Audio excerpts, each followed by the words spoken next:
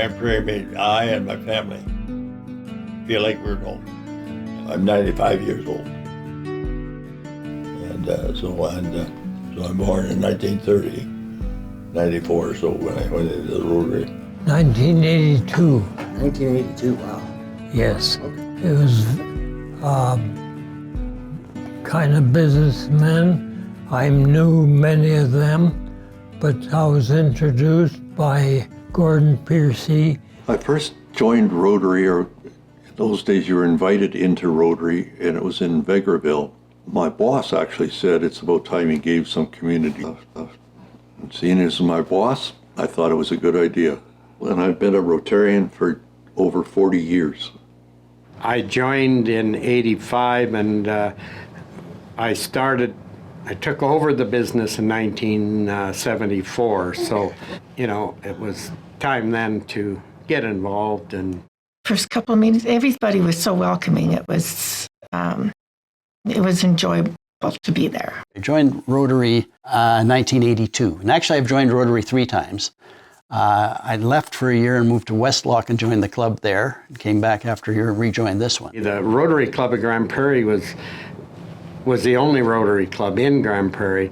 And it's like all the business owners and leaders were part of the club. We probably at that time had 75, 80 members. And, we went from the mayor was a member, the head of the RCMP was a member, president of the college, the school superintendents we had a Judge Patterson was there, bank managers, our MLA was a member, and all kinds of business owners were members. So it just seemed to be a place if you wanted to get involved in the community or get to know people. It was, to me, the only club in town. Fletcher Boodle, Turk Taylor, Brian Wilson, Doug Henderson.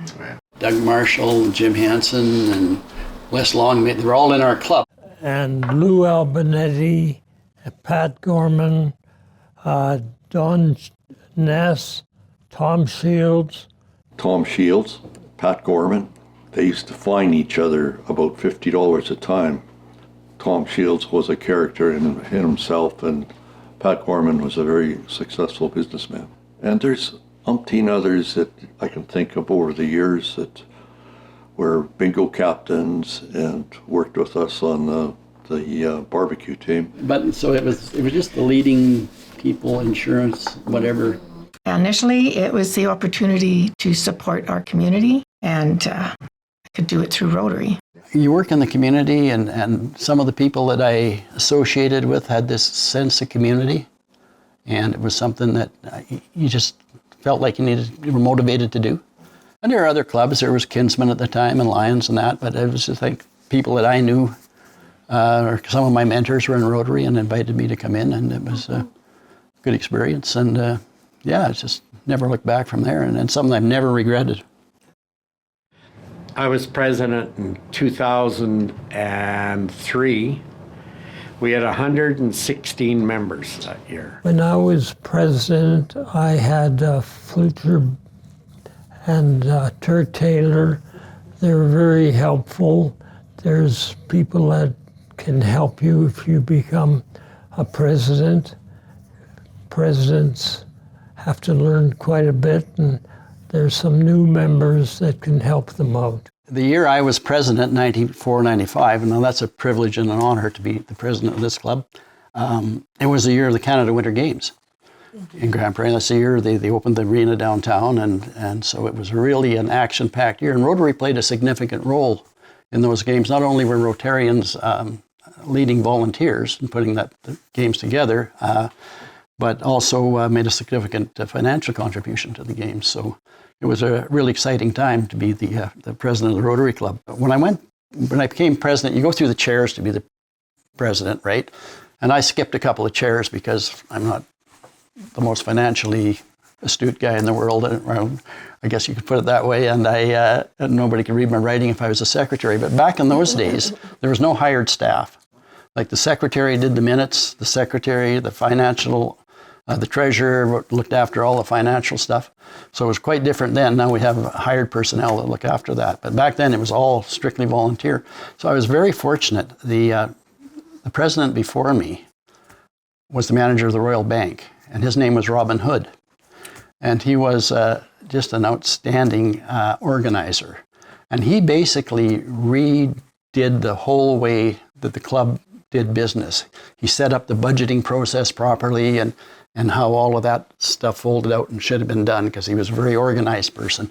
And it was kind of haphazard before, like, so before your year started, you knew what your budget was going to be, and like he did a really great job of that. And I was able to work with him when he was doing that to understand that process. And then when I was the president, the manager of the Bank of Montreal, which was just down the street from my office, was my secretary. And again, he was another, just, those guys are quite particular and meticulous. Yeah. And it was a real blessing for me. And that was Milt Thames. He was just just a blessing for me to have to work with. When I was president, the Wapiti Lodge went into financial difficulties, and we found funds for that. And another one was when we helped set up the soup kitchen at the used to be the crematorium downtown there. And the one thing I remember about that, they had a chandelier in the ceiling, and the proprietors wanted to know if we wanted to take it down, and we said no, we should leave it up there, and the people that come in for meals can feel a little classy at times. I do not know if that's still in existence or not, but that was something that I remembered. The other one I remembered fondly was when we set up the Muskosipi playground in Muskosipi Park, and the Rotarians were there, and one Rotarian, Don Golden, who was a worker bee kind of guy, had his bobcat there, and we were leveling sand and making sure everything was safe. And all the kids were hanging around, and we wouldn't let them on it until we tested it. So we had the Rotarians go down the slides and that kind of thing, and that was kind of fun. Well, in the earlier years, we started the Dream Home, Camp Tamarack, Golden Age Center, Rotary Campground, Rotary Clean-a-thon, and started a trip to Mexico by Lou Albenetti. And every president, you kind of pick a project you would like, and any funds that are available, you can put towards it, eh? So, but this was a big project. It took money, and so we arranged for about 5 years of Rotary, presidents past and going forward, to contribute about $50,000 a year. So we put in about $225,000 into that project.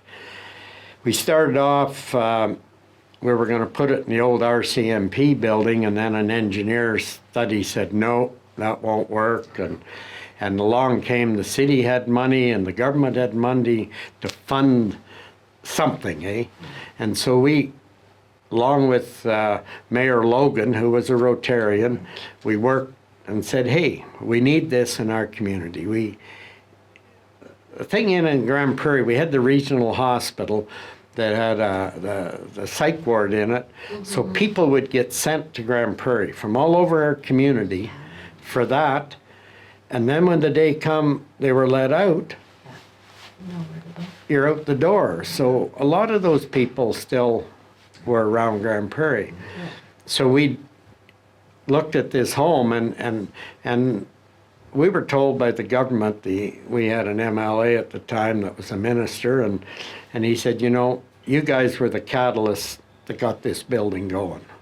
Your contribution and backing, because the city then put their share of the funding in, the government, and then I think at that time it was $11 million building that went up, and it was called, you know, the Rotary House for the homeless, and that was in conjunction with the Wapiti Dorm Society at the time, and we used to meet in the basement of the Golden Star. Probably a lot of people don't realize there is a basement in there. Well, that's where Rotary met when I first joined, and of course you had a Chinese food smorgasbord. We'd all go down and congregate in the Golden Star, and they'd serve a plated meal rather than a buffet like they have at Rotary now. So when you got into the room, you'd all go sit in one corner. But Of course, they never knew about how many people were coming, so you always wanted to be the last one to eat, because people would congregate because, if they ran out of food, you got a steak sandwich. well, they give everybody else steak sandwiches. Ken Sargent House. And I had a ringside seat on when that thing started. And I don't want that to be lost. I think it's important to remember. So that whole project started. We had a member named Elmer Borstad. I don't know if anybody's mentioned this to you. Elmer was a past mayor of Grande Prairie. He was a past MLA. He was getting on in years. And he had, he was a real go-getter. Like he was a very successful businessman as well. When they first introduced MRIs into the medical system, we needed to raise funds to get an MRI at our hospital. Elmer went out and he begged over $1 million to get our first MRI. And that was, that was the kind of guy he was. Did a huge job of fundraising for the college when they built the residences. So that was part of his thing. Like he just got stuff done. So anyway, he stood up at the back of the club one day, and it was about 2007. And I'm sure that's when it was. And he said, I got a project for this club. He said, we need to build a house by the new hospital, which nobody really knew where it was or they'd been mentioned, for people to stay in, a residence for people to stay in when they're getting treatment. Mm-hmm. He said, I was in the Grey Nuns Hospital a little time ago, and they had the Rotary Club of Millwoods have a facility there where you can go and you can book a room if you have to keep, a continued treatment thing, and you can stay there. He said it was the best thing. Mm-hmm. And everybody said, oh yeah, that sounds pretty good. And so it kind of started, it did start from there. That was the whole genesis, that was the seed. And at that time, and Justin Munro became our president in, I think it was 2007. So Justin came to me and he said, Brian, I got to put you on this committee with Elmer because he's driving me nuts. He's got the cart before the horse. He's got to get this thing built. And then the example of that is, there was a kind of glut in the lumber market at that time, and Elmer says, you know what we can do? We can go to Canfor, and we can go to Procter & Gamble, and we can get them to donate us a bunch of lumber, and we'll store it to get this thing built. Like, he was ready to go, eh? And nobody really knew where it would be built, or how it would be built, or if it would be built, and he was just that kind of guy. So it was all kind of tied in with the new hospital. And the new hospital had a lot of starts and stops. So over the years, it was going to be built here, and it was going to be built there, and it was moved, and it was on. And I think it went through 4 election campaigns before it actually got going.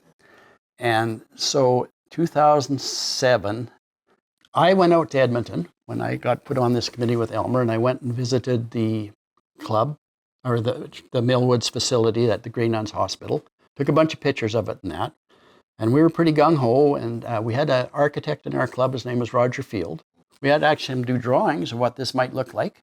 So we had an architectural drawings, we had photos, we talked to a lot of people. Elmer, of course, was connected. So in those days, there were hospital boards. Marv Moore was the president or chairman of the hospital board. So we talked to him. We talked to medical people. We engaged all kinds of people about the project, and it seemed to be a very positive idea. And then the hospital kind of went into a lull and nothing happened for a few years. So I think it was in 2011, the president of the college, his name is Don Natchuk, he was in our club, and he knew about the project. And so at that time, Karen Munjak was the president. So I went up to Karen and I said, well, they're doing that. Should we have another look at this thing? Because it kind of got put on the back burner or the side burner as the hospital went on. And she said, sure, go ahead. So I went over to see Don and I said, are you guys interested? And you have the property, and are you interested in having us involved? And he was really enthusiastic. He was a great guy, I'll tell you. He was a straightforward and enthusiastic and always positive person. He says, yeah, we got that. We can do it for you. So end of the day, our little committee that we had working on it, and this was only in the Grande Prairie Club at the time, told him we thought we need about an acre of land, and they could find a position for it, and the college had to deal with infrastructure and all of that stuff. And so that was kind of going on way back at that time.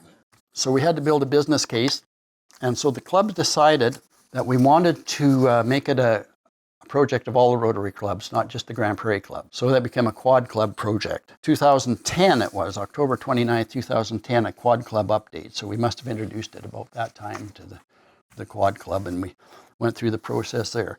And then in about that time, when we talked to the quad club about it, and Tracy Vavrick was I think the head of the quad club committee at that time, and she suggested that one of our members was Miriam Monick, and she worked for the province, and she kind of set up organizations, nonprofits, and that kind of thing.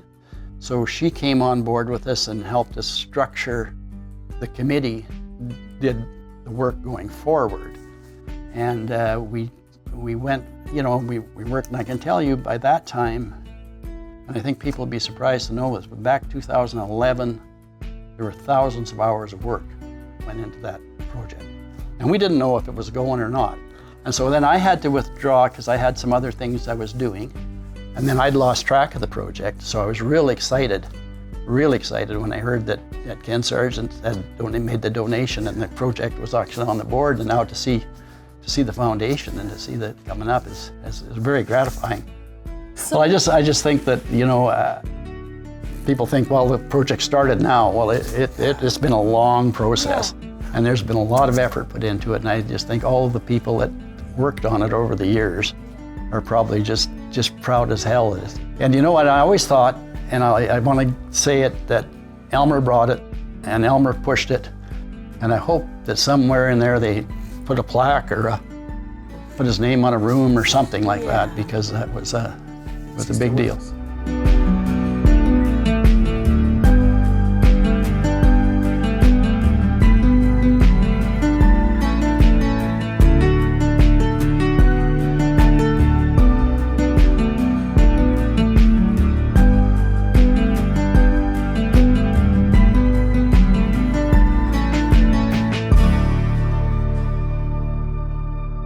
I was in Rotary when women were welcomed in as members. Yeah. And that changed the dynamics of the club.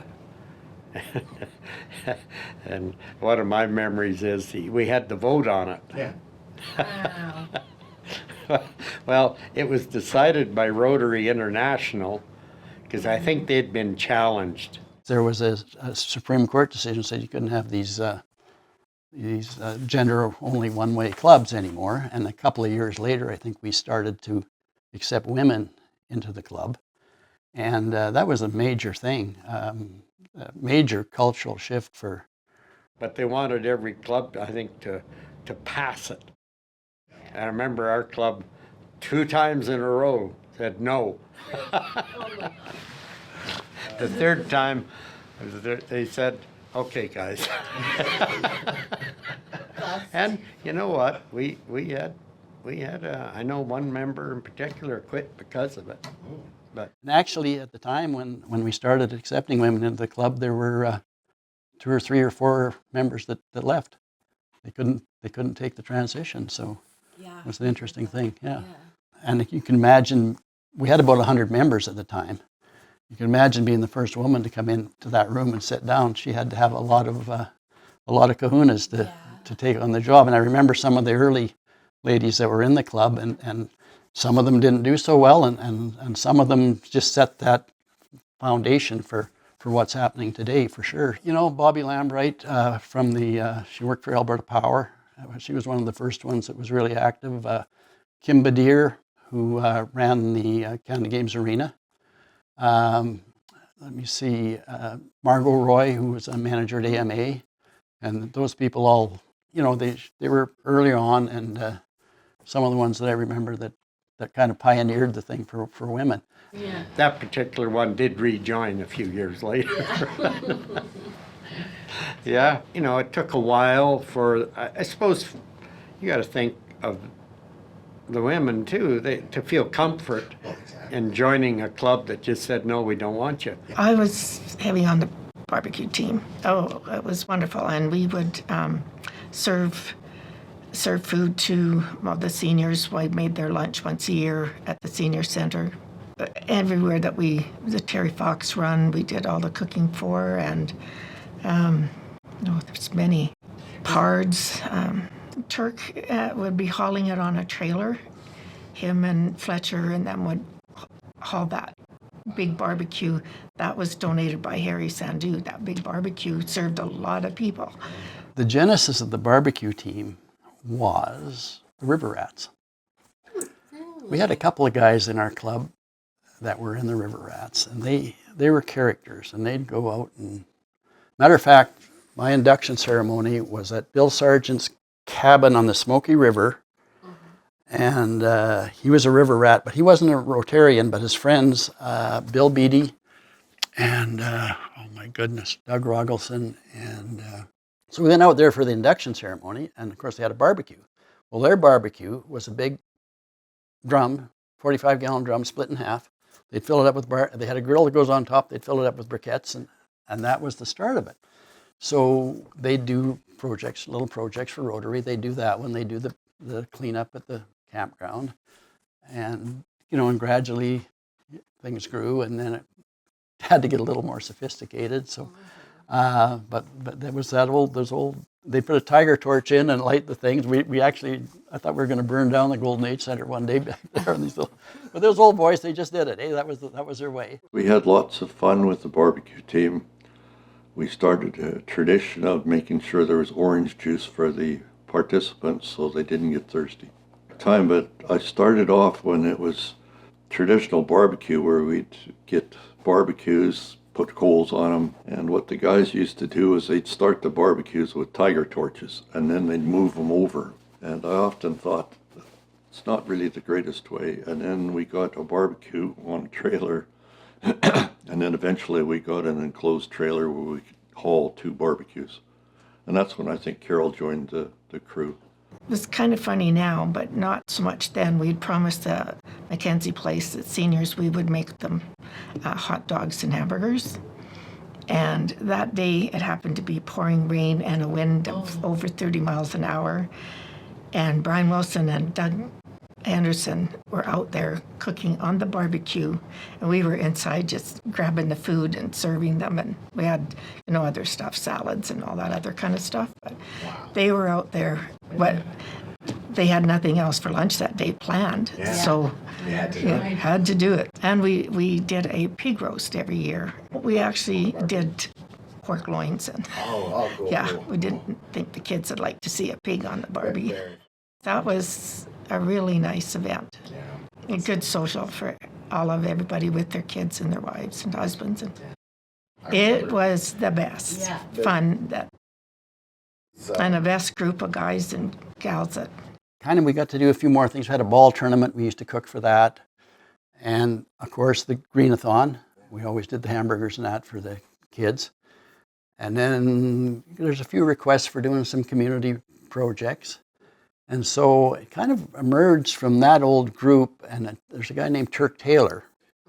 And Turk kind of took it under his wing, and we would do up to, 25 barbecues a year at times. And, we'd do pards and for their Greenathon, just community event things that had to happen. And we had such a good time with that. It was just the fellowship. You go up to Mackenzie Place and cook them breakfast. And the thing about that was nobody cooks in there. So when we'd set up the grills and we'd cook sausages and pancakes, all of a sudden there's a smell of food. And these people would come out and they were so excited that they actually got to eat something that they could smell, and it didn't get delivered in a covered plate, right? Yeah. So that was that was one that really made us feel good as well as them, I'm sure. There are students from Grande Prairie from the area that go to other countries, and other countries send their students to us. And they spend a year here in school, and one never lived with me, but I used to travel to Whitehorse all the time, and I took him up to Whitehorse. I said, "You want to cross over the American border there at Skagway?" And oh yeah, got to the border, and the guy said, "Passport, you know," and I had it in mine. I turned to the kid and I said, "You got your passport?" He said, "Oh no," he said, "I left it back there." He was Swiss. He said, and I said, the guy said, "Oh," he said, "Yeah," I said, "He's a Rotary student with me." And he said, "Oh well," he said, "He's got his driver's license, anything to prove who he is." So I said to the kid, "You got something to prove who we are?" Never had a thing. They wouldn't let us go across the border, so we just made a big U-turn there. We hosted in Vegreville. We hosted a young lady from South Africa who is now in New Zealand, and I still correspond with her.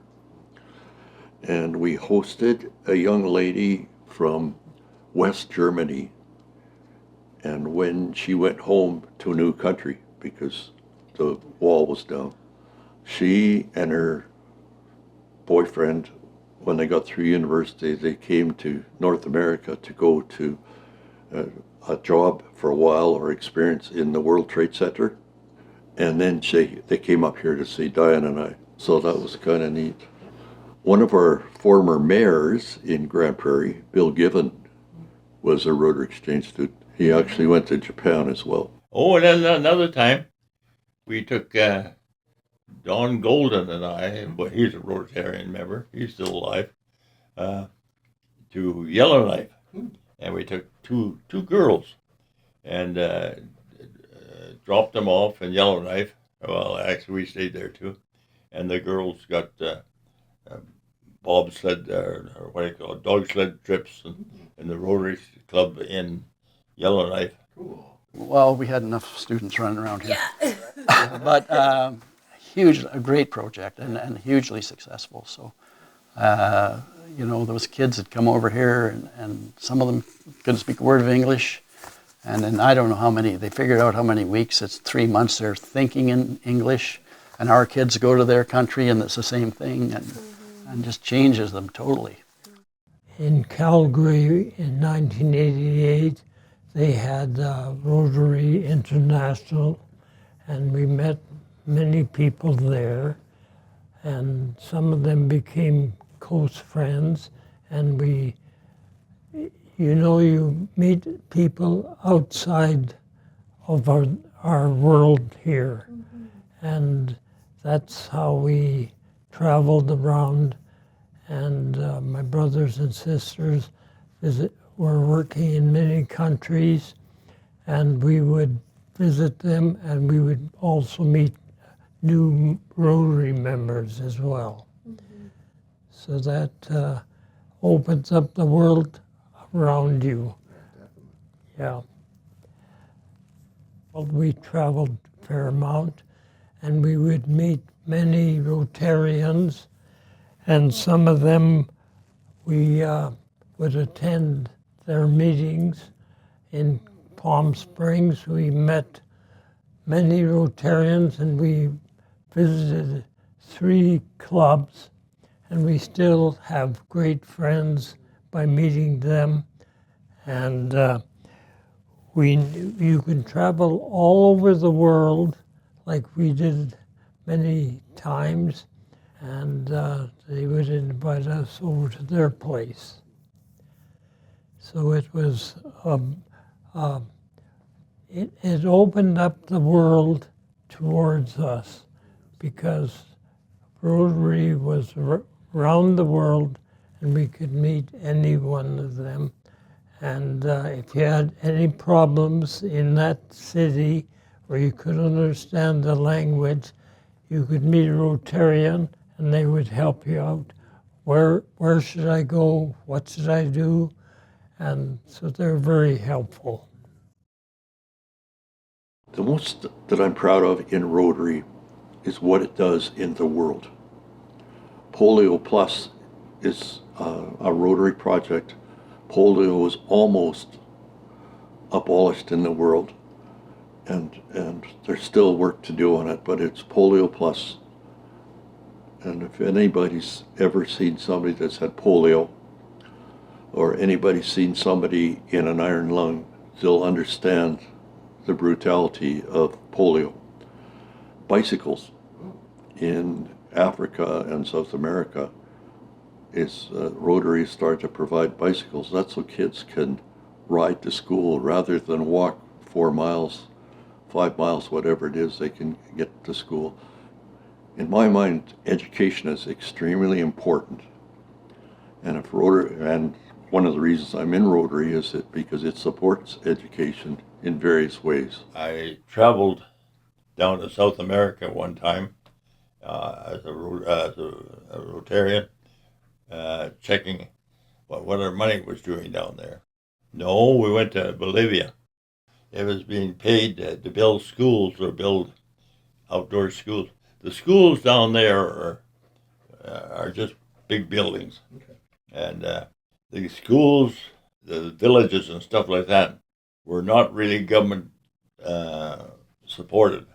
So when you went to one of these small villages, I can remember one school we went to, and they had the old toilets in some places. I remember one where in the bathroom they just had a hole in the middle of the floor, and this, I think it was a girl, came out of wherever they were teaching and walked around behind this cement block building that we had built for the bathroom. And then a few moments later she came back and I said, "Where did she go?" They said, "She went to the bathroom." I said, "The bathroom's inside the building." They said, "Those kids were so far behind, they didn't even know what the bathrooms were." Well, my classification was in farm equipment, and when I visited my brother in Nigeria, and he had a farm, and he would raise peanuts and a lot of things, and I was able to help them how they would grow better crops by giving them fertilizer and stuff. So that was very helpful. I think one thing I would say about Rotary is that, we always think about the good it does in the community and for the community, which is of course, doesn't need to be said, but it also elevates the members just by their association with the other people in the club. Like you go in there and you sit with people and you observe them, and they become mentors, they become friends, they become partners, and that goes on for years. Those relationships just don't go away. So it's a really important aspect of Rotary. Like, you were proud to be a Rotarian. You helped so many people, and there were so many in the club that, everyone that was something happening in our community, there'd be Rotarians involved. And so you were proud. You were proud that you're able to be a Rotarian, and it's very important to new members, because I've been in Rotary almost 50 years or so, and I'm still meeting some of the new members. And their classification is very important to me, because it's what work do you do around here? So that's very important. I think that is just to support your community.